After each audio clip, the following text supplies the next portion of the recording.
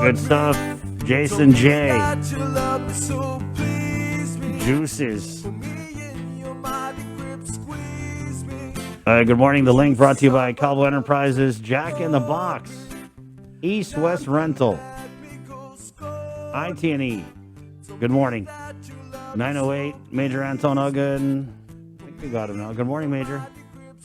Good morning. Is that better? That is much better. So I thought I scared you off with all my car score talk. No, I'm fine. Are you good at math, though? Say again? Are you okay at math?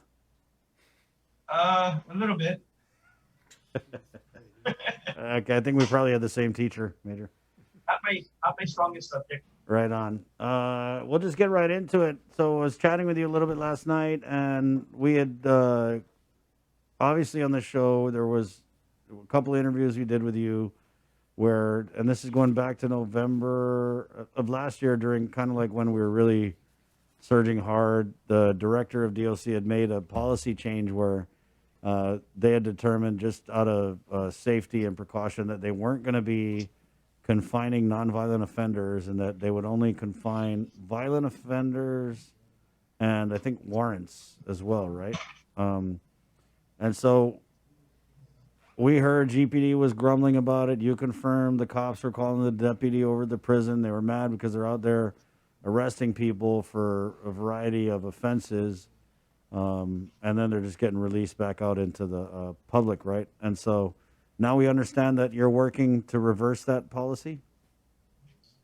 Yes, Chris. The director, we had a management meeting and the director did reach out to GPD and the GPD management sent us a list of various crimes. Again, most of them are first, second degree that we, of course, those of course are being accepted without question. Third degree, criminal sexual conduct, those are of course without question are being accepted. If we were just concerned about the lower level, I mean, again, crime is crime, but we had some being committed for defective taillights. I mean, those are the kinds of things we're worried about. Theft of property. I mean, yes, those are crimes, but in a time when we're trying to make bed space for isolating and quarantining these inmates as they come in, we don't have a lot of bed space. So those are the main ones we were concerned about. Of course, that's a lot of that has slowed down now that the directors had a conversation with GPD management. And, Chris, at no time, I mean, even if it's theft of property, for example, if they have multiple charges, multiple cases, there's always that opportunity for the officer to contact upper management, the warden, and the warden does have that discretion to say, go ahead and confine them based on the circumstances of what is before us. But all in all, even when this thing started, we probably refused about 10 people, right? Since this particular policy. So it's not great numbers. Most of the lower level offense, when they come inside here by magistrate the next day or later that day, 90% of them are going to be released, that night. So, but we're all working on revising it. We've got some input again, and we're just putting together a revised memo, just clarifying some things that were left out of the original memo. Right. Yeah. Major, I mean, I think the craziest case we saw was this case of Anthony Luis P. Camacho, who was charged with just a whole bunch of theft of service, retail theft, confiscated contraband, illegal possession, Schedule 2, fraudulent use of a license plate, 2 counts, theft of a motor vehicle, 2 counts. So this guy, I mean, well, the charges was like this long, so he was booked and released. So, if the policy is changing, I don't want to go over everything that we did go over, Major, but I will ask what changed. Because you still have to social distance and, allow for the bed space. So what prompted the change in this policy? Was it just the public and media and the police, or was it just something that maybe the director was like, oh my God, well, it's April. Well, it's May. Let's change it. A lot of it, Chris, was just, again, going back and communicating with the Guam police and management, the Department of Corrections management. Again, in the time when this thing really happened, November 19, DOC was under a very, we had a 77 officers out. We had 160 some inmates COVID positive. So when this thing kind of came out, it was based on the situation at the time. Now we're reevaluating it. We don't have any positive COVID right now. We're also working on getting the COVID testing vaccine by next week. We're going to start trying to get the vaccine. And so, it's time to relook at our policies, we're still concerned about it, of course, Yeah. but, we understand the need to put those that need to be behind bars, at least until they get before a judge that will make the ultimate decision of whether or not to release them or not. Right on, Major. So incoming, I know last time we talked, which was about a week ago, you guys sent us some photos of the incoming. Is that process still up and running and going smooth? Yes, sir. I mean, we have it. It's nothing this week because we do it on I believe it's a monthly basis. Yeah. For 1 week or so, a month we do this, and I believe we're done already for last month. Probably later this month, in maybe 2 weeks again, there'll be another opportunity for family members to drop off some incoming. Where are we with the contraband seizures? Anything officer involved? Nothing with the officers right now. Again, we've had a few contraband attempts thrown over down in Naganya, some again in Manila. We've caught those and we've relinquished it over to the Guam police for safekeeping. Most of them are caught in common areas or areas where it's not necessarily we cannot necessarily associate it with a particular individual. But if such happens where we find it on someone, of course, we will have them, criminally charged, and let that process, take its course. Major, we had a comment here. Does DOC have the authority to release individuals confined due to a warrant of arrest?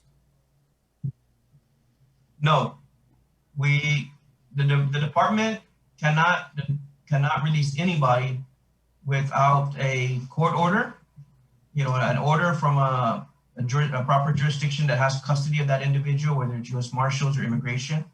Once they're confined, the only one that the director can release are those that have completed their sentence, full-time release.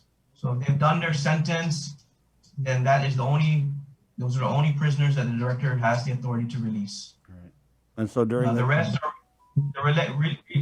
of them are all released again by a judge, Attorney General's office, in the issue of an NTA, or another court order or legal document from the U.S. Marshals or immigration, or basically anybody who has custody of that individual.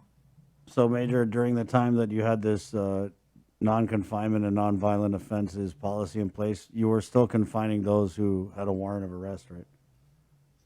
Yes, sir. Yes, sir. Warrants, judge's orders, a commitment order by a judge, even if for 3 days, we still take those people in. Yeah. It's not just GPD that we confine, and we have immigration, U.S. Marshals that still get confined on a regular basis.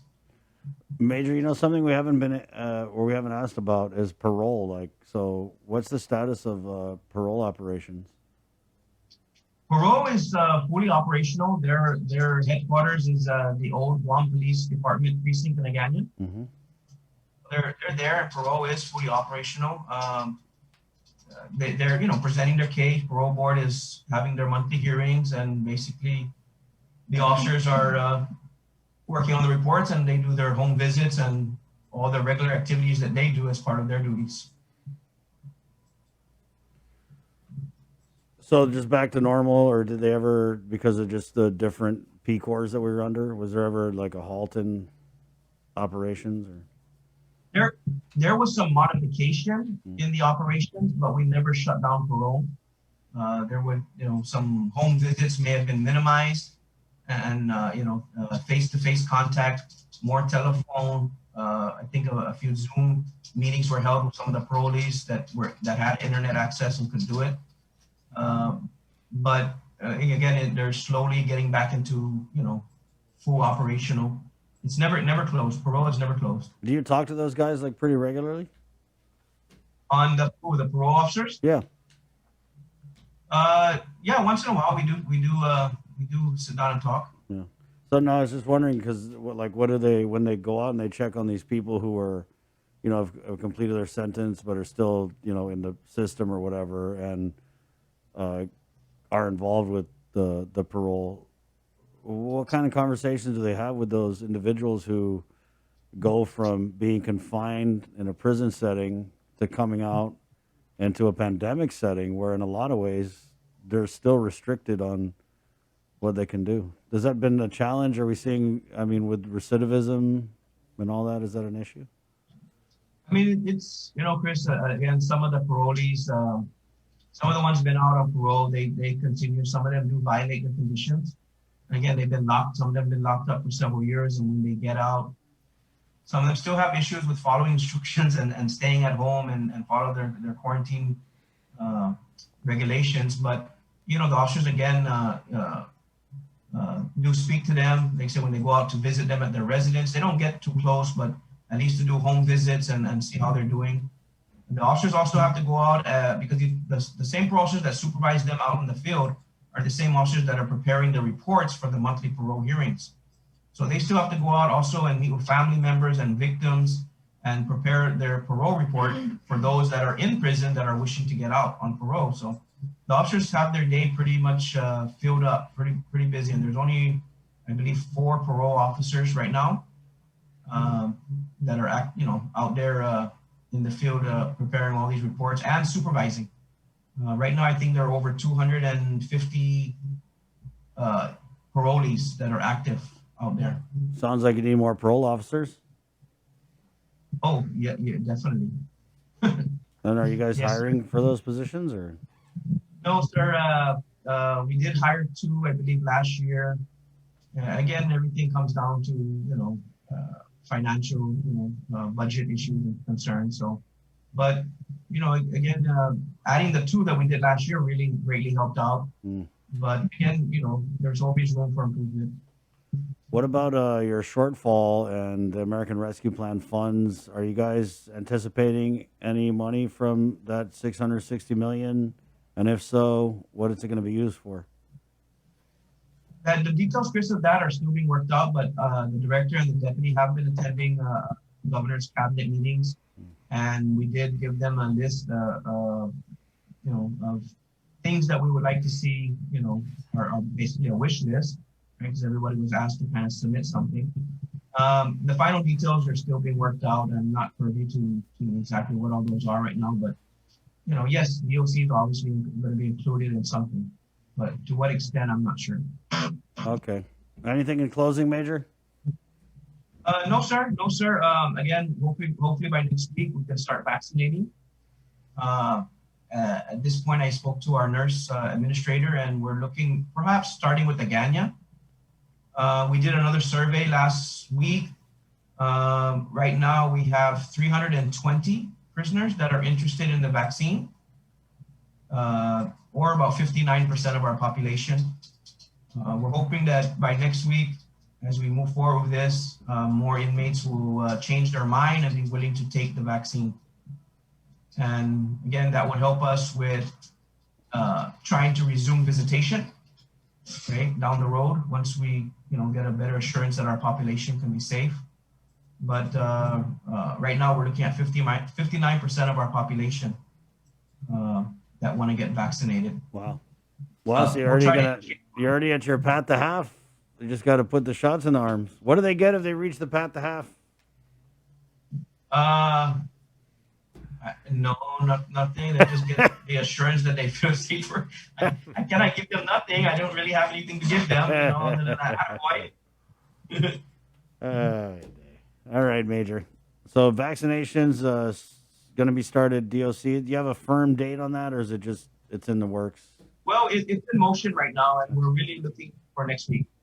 So we'll know more before the end of the week stuff. And our nurse administrator is working with public health on ironing out the details. And so I just spoke to her this morning, and so we're still working with public health. Right on, Major. Thank you. We're almost there. Okay. Thank you for your time this morning. Appreciate it. Thank you. That's Major Anton Uggan, Department of Corrections. Guys, we're going to take a break. 9:23. We're back with more, and we're going to take you to Tarzan Falls. Yep. I hope you got your